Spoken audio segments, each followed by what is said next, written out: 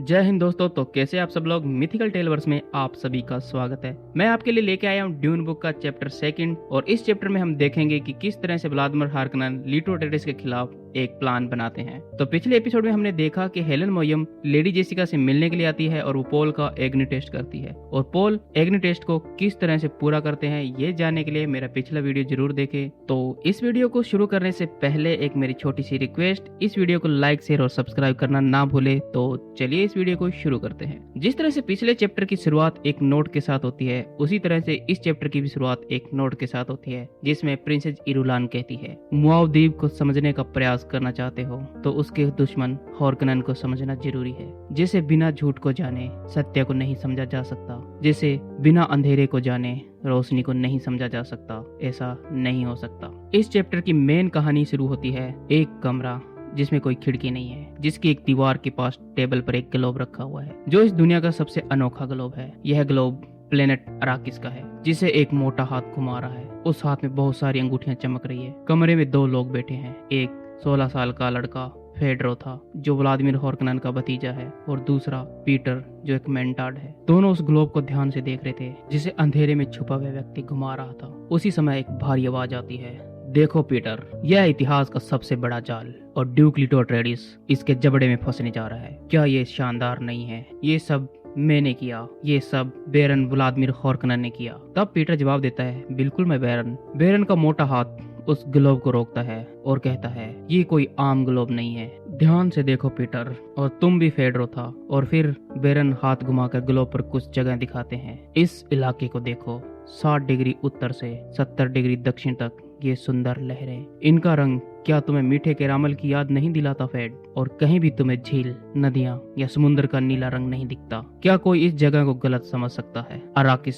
वाकई एक ऐसा अनोखा ग्रह है, एक अनोखी जीत के लिए एक शानदार सेटिंग। तब पीटर कहता है, बैरन, एम्परर सद्दाम का मानना है कि उसने ड्यूक को तुम्हारा ये ग्रह अराकिस दिया है। ये तुम्हारे लिए कितना दुखदाई है। तब बैरन कहता है, यह एक बेतुकी और बेहुदी बात है। तब दरवाजे के बाहर हल्की आवाज आती है। तब पीटर दरवाजे के पास जाता है और एक संदेश सिलेंडर उठाकर दरवाजा बंद कर देता है। सिलेंडर को खोलता है और उसमें से एक संदेश पढ़ता है। संदेश पढ़ने के बाद पीटर के मुंह से हंसी छूट जाती है। तब बैरन कहता है, उस मूर्ख ने हमें क्या उत्तर दिया है? वैसे कभी भी अट्रेइडेस दिखावा करने का कोई मौका नहीं छोड़ता। अच्छा, तो उसने क्या लिखा है? तब पीटर कहता है, लीटो बहुत ही असभ्य है बैरन, आपको हार्कनन कह के संबोधित किया है। आपके सम्मान में कोई श्रीमान या प्यारे भाई या कोई उपाधि कुछ भी नहीं लिखा। पीटर आगे कहते हैं कि लीटो ने आपके साथ की मुलाकात के प्रस्ताव को ठुकरा दिया है और कहा है कि हार्कनन के धोखे को वह जानता है और ये सब लोग जानते हैं कि हार्कनन धोखेबाज है। लीटो आगे कहते हैं, मेरे साम्राज्य में अभी भी कैनली की कला को बहुत लोग पसंद करते हैं। और नीचे लिखा है ड्यूक लीटो अट्रेइडेस। पीटर हंसने लगता है और कहता है, अराकिस की लीटो? ओह, ये कुछ ज्यादा नहीं हो गया? तब बैरन ने पूछा, ये कैनली का मतलब क्या है? प्रतिशोध और बदला लेना है ना पीटर? लीटो अट्रेइडेस ने पुराने शब्दों का उपयोग किया है ताकि वह मुझे अच्छे से समझा सके कि वो बदला लेना चाहता है। तब पीटर कहता है, आपने तो सारे नियमों का पालन करते हुए शांति और समझौते का प्रस्ताव भेजा था, पर लीटो ने आपके इस प्रस्ताव को ठुकरा दिया और बदला लेने की घोषणा की है। तब बैरन ने कहा, तुम चुप रहो पीटर, तुम एक मेंटार्ड होकर बहुत ज्यादा बोलते हो। और बैरन मन में सोचता है कि मुझे जल्द इसको हटाना पड़ेगा, अब पीटर मेरे काम का नहीं है। पीटर कहता है, लेकिन बैरन, ये एक शानदार बदले और धोखे की एक शानदार योजना है। ड्यूक लीटो को उसके अपने ग्रह केलाडन से उसकी मर्जी के बिना जबरदस्ती ड्यून पर भेजने के लिए मजबूर करना, और उसके पास कोई और भी ऑप्शन नहीं था क्योंकि ये आदेश एम्परर सद्दाम फोर्थ ने खुद दिया है। तब बैरन ने कहा, तुम कितने मूर्ख हो पीटर, किसी दिन मैं तुम्हारा गला घोट दूंगा। तब पीटर कहता है, जैसे आपको ठीक लगे बैरन, लेकिन एक भला काम कभी व्यर्थ नहीं जाता है। तब बैरन कहता है, पीटर, क्या तुम सेमूटा या वेराइट खा के आए हो? यहाँ पर वेराइट और समूटा ऐसे पदार्थ है जो सच उगलाने के लिए काम में लिए जाते हैं। तब पीटर कहता है, बिना किसी डर के सच बोलने से बैरन चौंक जाते हैं। मैं एक मेंटार्ड हूँ और मैं ये जानता हूँ आप मुझे मरवाने के लिए जल्लाद को भेजेंगे। आप तब भी रुकेंगे जब तक मैं आपके लिए काम का हूँ। जल्दबाजी करना बेकार होगा बैरन, और मैं अब भी आपके काम आ सकता हूँ। मुझे पता है आपने भी अराकिस प्लेनेट से बहुत कुछ सीखा है। कभी भी कुछ भी बर्बाद मत करो। अब फेडरो था अपनी कुर्सी पर बैठा बैठा बोर और बेचैन हो गया और मन में सोचता है, मेरे अंकल व्लादिमीर अपने मेंटाड पीटर के साथ बिना बहस किए बात नहीं कर सकते। क्या उनको लगता है कि उनकी बकवास सुनने के अलावा मेरे पास कोई और काम नहीं है? तब बेरन कहते हैं, फेड, मैंने आपको हमारी बातें सुनने और सीखने के लिए कहा था, क्या तुम सीख रहे हो? तब फेडरो था चौंकते हुए बोलता है, हाँ अंकल, मैं कोशिश कर रहा हूँ। आगे बेरन कहता है, कभी कभी मुझे पीटर के बारे में आश्चर्य होता है। मैं आवश्यकता पड़ने पर लोगों को टॉर्चर करता हूँ और उनको दर्द देता हूँ, लेकिन पीटर, मैं कसम खा के कहता हूँ, लेकिन पीटर को लोगों को टॉर्चर करने और उनको दर्द देने में बहुत आनंद मिलता है। मैं बेचारे ड्यूक लीटो के लिए दया महसूस करता हूँ। डॉक्टर विलिंगटन यू जल्दी लीटो के खिलाफ कार्रवाई करेगा और सभी अट्रेडिस का एक साथ अंत हो जाएगा। और जब लीटो को इस बात का पता चलेगा कि इसके पीछे किसका हाथ है और डॉक्टर विलिंगटन यू को किसने उकसाया है, तो ये ड्यूक लीटो के लिए एक भयानक बात होगी। तब पीटर पूछता है, आप दया की बात करते हैं? आपने तो डॉक्टर विलिंगटन यू को चुपचाप और कुशलता से ड्यूक लीटो को मारने का आदेश क्यों नहीं दिया? तब बेरन कहता है, ड्यूक लीटो को पता होना चाहिए कि उसकी मौत की साजिश किसने रची है, और बाकी सभी ग्रेट हाउस को जब ये पता चलेगा ये सब किसने किया है, तो लोग मुझसे डरेंगे और मुझे राजनीति करने की आजादी मिलेगी। मुझे ये पसंद तो नहीं है, पर ये बहुत जरूरी है। तब पीटर ताना मारते हुए कहता है, पैंतरेबाजी और राजनीति तो कोई आपसे सीखे बेरन, लेकिन ये मत भूलो, एम्परर सद्दाम की नजरें पहले से ही आप पर है। आप बहुत तेजी से आगे बढ़ रहे हो और तरक्की कर रहे हो। एक दिन एम्परर सद्दाम अपनी सार्दुकार की सेना गीडी प्राइम पर भेज देगा और बेरन व्लादिमीर हार्कनन के साम्राज्य का अंत हो जाएगा। यहाँ पर गीडी प्राइम हाउस हार्कनन का होम प्लेनेट है। तब बेरन कहता है, तुम यह देखना चाहोगे है ना पीटर, जब सार्दुकार की सेना मेरे शहरों में लूटपाट करेगी और इस महल को पूरी तरह से बर्बाद कर देगी, तब तुम इसे देखना पसंद करोगे और इसका आनंद लोगे। बेरन आगे कहते हैं, तुम्हें तो सार्दुकार की सेना का बसार या सेनापति होना चाहिए। तुम खून बहाने, लोगों को टॉर्चर करने और लोगों को दर्द देने में बहुत अधिक रुचि रखते हो। तब पीटर अजीब तरीके से चलते हुए फेडरोथा के पीछे चला जाता है और कमरे में अब तनाव भरा माहौल था और फेडरोथा अजीब तरीके से पीटर की ओर देख रहा था। तब पीटर कहता है, पीटर के साथ खिलवाड़ मत करो बेरन, आपने मुझे लेडी जेसिका देने का वादा किया था और तुमने कहा था कि अब वह मेरी होगी। तब बेरन ने पूछा, किस लिए पीटर? तुम उसे टॉर्चर करने के लिए और उसे दर्द देने के लिए? तब फेडरोथा अपनी कुर्सी एक तरफ खिसका देता है और कहता है, अंकल, मुझे कितनी देर और रुकना पड़ेगा? तब बेरन ने कहा, मेरे प्यारे भतीजे, इतना क्यों परेशान हो रहे हो? थोड़ा पेशेंस रखो फेड। और बेरन ने अपना ध्यान फिर से पीटर की ओर दिया। मेरे प्यारे पीटर, ड्यूक लीटो के बेटे पॉल अट्रेडिस का क्या? तब पीटर कहता है, अराकिस पर जो जाल बिछाया है वह उसे तुम्हारे पास ले आएगा। तब बेरन कहता है, तुम्हें याद होगा कि तुमने भविष्यवाणी की थी कि वह बेने जेसरेट चुड़ैल लेडी जेसिका एक बेटी को जन्म देगी और तुम गलत थे, है ना पीटर? तब पीटर कहता है, मैं अक्सर गलत नहीं होता हूँ और आप ये अच्छे से जानते हो कि ये बेने जेसरेट ज्यादातर बेटियों को ही जन्म देता है। यहाँ तक कि एम्परर सद्दाम की पत्नी ने भी केवल बेटियों को ही जन्म दिया है। तब फेडरोथा कहता है, अंकल, आपने तो कहा था कि यहाँ मेरे लिए बहुत कुछ है। तब बेरन कहता है, मेरे भतीजे की बात सुनो, वह मेरी जागीर पर राज करना चाहता है लेकिन खुद पर काबू नहीं कर सकता। ठीक है फेड, मैंने आपको इसलिए बुलाया है ताकि आप हमारी राजनीति और प्लान को समझ सको। आपको हमारी इस बातचीत से बहुत कुछ सीखना चाहिए फेड। एक कुशल मेंटाड पीटर के बारे में आपका क्या कहना है फेड? तब फेडरोथा कहता है, लेकिन पीटर बहुत अधिक स्पाइस में लैंग खाता है, जैसे कि वह एक कैंडी हो। तब बेरन कहता है, इसकी आंखें को देखो, इसकी नीली आंखें, वह सीधे अराकिस के मजदूर वर्ग से आता है। पीटर के पास बहुत अच्छी स्किल है लेकिन अब भी वह बहुत भावुक है, जिसमें अभी वह गलती कर सकता है। तब पीटर कहता है, क्या आपने मुझे मेरी आलोचना करके मेरे कौशल को कम करने के लिए बुलाया था? तब बेरन कहता है, तुम्हारी योग्यता को कम करना, ये तुम मुझसे बेहतर जानते हो पीटर। मैं केवल अपने भतीजे को समझाना चाहता हूँ कि एक मेंटाड की भी एक लिमिट होती है, एक कमजोरी होती है। तब पीटर कहता है, क्या आप पहले से मेरी जगह लेने वाले को ट्रेन कर रहे हो? तब बेरन कहता है,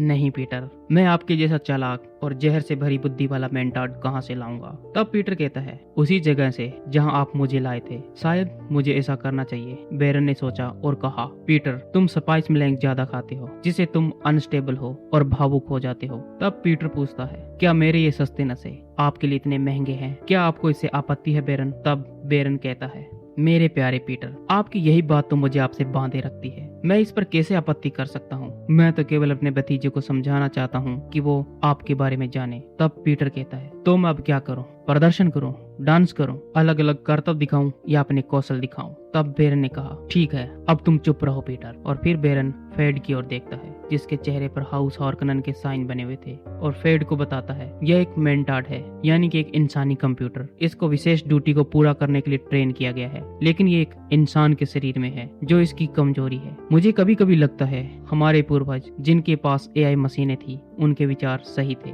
खैर ये सब छोड़ो पीटर, अब मेरे भतीजे को हाउस अटेडिस के खिलाफ जो अभियान चलाया है उसके बारे में डिटेल से बताओ। तब पीटर कहता है, मैं आपको चेतावनी देता हूँ, इस जानकारी को इतने कम उम्र के फेडरोथा के साथ शेयर ना करो और उस पर भरोसा ना करो। तब बेरन कहता है, मैं इसका ध्यान रखूंगा पीटर, तुम चिंता मत करो। अब पीटर सीधा खड़ा हो गया और पीटर कहता है, कुछ दिनों में ड्यूक लीटो की फैमिली अराकिस पर रहने के लिए आएगी। तब स्पेसिंग गिल्ड ड्यूक लीटो की फैमिली को हमारी करथाग सिटी के बजाय अराकिन सिटी में रखवाएगी। बेरन ने कहा, ध्यान से सुनो फेड, प्लान के अंदर प्लान को समझो। फेड रोता सर हिलाता है और मन में सोचता है, आई लाइक इट। अब ये बूढ़ा राक्षस मुझे अपनी गुप्त चीजों में शामिल कर रहा है और अब मुझे लगता है कि ये सच में मुझे अपना उत्तराधिकारी बनाना चाहता है। तब पीटर ने कहा, इसमें बहुत सारी संभावनाएं हैं। मैं उम्मीद करता हूं कि हाउस अट्रेडिस अराकिन सिटी में जाए, पर ड्यूक लीटो ने पहले से ही स्पेसिंग गिल्ड के साथ कॉन्ट्रैक्ट कर लिया होगा ताकि उसकी फैमिली पर अगर खतरा महसूस हुआ तो वह सिटी और इस सिस्टम से बाहर कहीं सेफ जगह पर जा सके।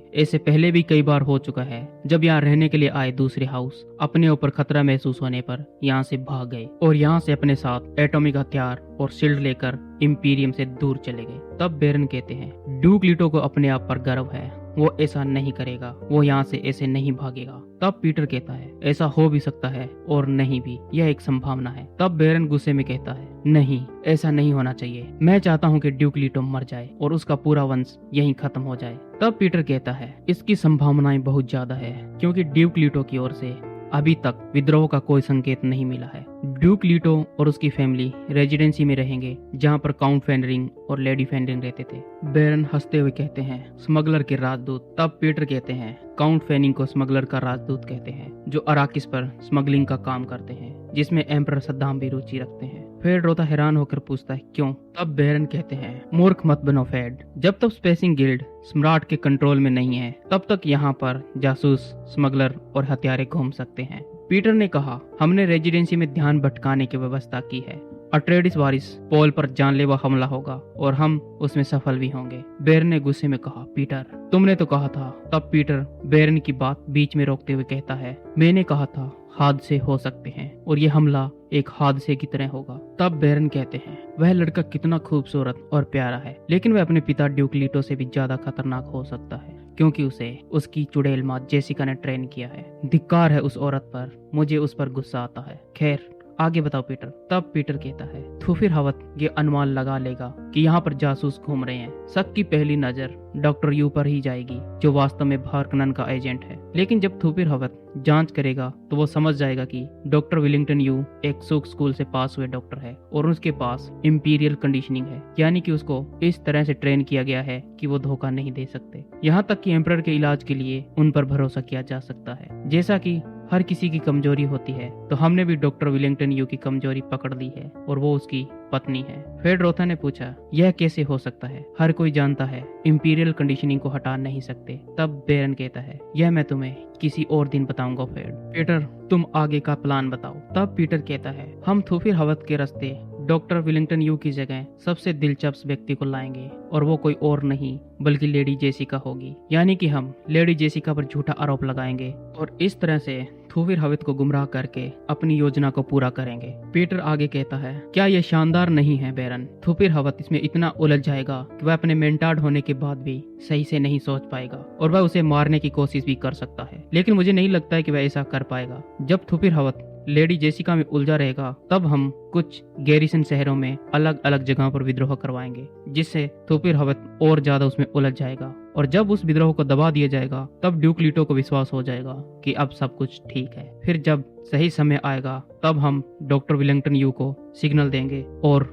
अपनी मेन आर्मी के साथ आगे बढ़ेंगे। हम दो सेनाओं से हमला करेंगे, एक हॉर्कनन और दूसरी सार्दुकार की सेना जो हॉर्कनन के वेशभूषा में होगी। फेडरोथा ने लंबी सांस लेते हुए कहा, सार्दुकार की सेना? इस हॉर्कनन की सेना में? ये सार्दुकार की सेना निर्दयी हत्यारे, खूंखार सैनिकों और सम्राट के कट्टरपंथी सैनिकों की सेना है जो जहां पर भी जाती है सब कुछ तबाह कर देती है। बेरन ने कहा, देखो फेड, मैं तुम पर कितना भरोसा करता हूँ। अगर ग्रेट हाउस को इस बात का पता लग गया कि ड्यूक लीटो की मौत की साजिश और सार्दुकार आर्मी ने हमारा साथ दिया है तो पूरा लेंसराड इंपीरियल हाउस और एम्परर के खिलाफ हो जाएंगे, जिससे पूरी दुनिया में क्योस और अराजकता फैल जाएगी। तब पीटर ने कहा, मेन बात तो यह है, इंपीरियल यानी कि एम्परर हाउस हॉर्कनन का उपयोग हमेशा ही अपने गंदे कामों के लिए करता आ रहा है, इसलिए हमें उनका फायदा मिल रहा है। अगर हम इसका इस्तेमाल सावधानी से करेंगे तो हाउस हार्कनन को दूसरे साम्राज्य से अधिक धनवान और ताकतवर बना सकता है। तब बेरन कहते हैं, फेड, तुम्हें अंदाजा भी नहीं लगा सकते इसमें कितनी दौलत छुपी है। सबसे पहले हमारे पास चोम कंपनी में एक बहुत बड़ा पद होगा। चोम कंपनी के जो उच्च अधिकारी होते हैं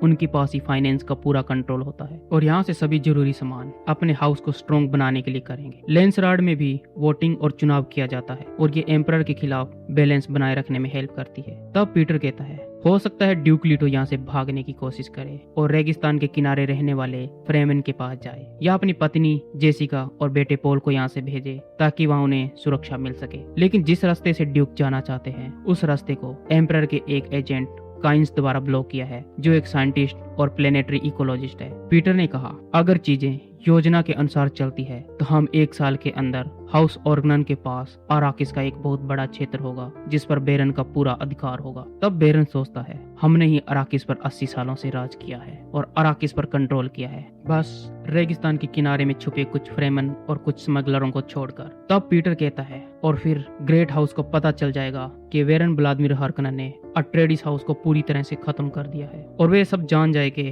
कि हाउस हार्कनन क्या चीज है। पर सबसे प्यारी बात यह है, ड्यूक लीटो को भी जब इस बात का पता चलेगा कि वह उसके जाल में फंस चुका है, ये बात ड्यूक लीटो के लिए एक अफसोस की बात होगी। अब बेरन अराकिस के ग्लोब से धीरे धीरे दूर जाने लगता है। जैसे ही वह छाया से बाहर निकलता है तो बेरन बहुत मोटा आदमी होता है और उसका वजन लगभग 200 किलो हो सकता है और बेरन बड़बड़ाता है, मुझे भूख लगी है, और चर्बी से ढकी हुई आंखों से फेडरोथा को देखता है। खाना मंगवाओ मेरे प्यारे, हम सोने से पहले खाना खाएंगे। और चैप्टर 2 यहीं पर खत्म हो जाता है। तो अगर यहाँ तक इस वीडियो को देख लिया है तो इस वीडियो को लाइक, शेयर और सब्सक्राइब करना ना भूले। Thank you for watching this video. मिलते हैं जल्द ही अगले वीडियो में।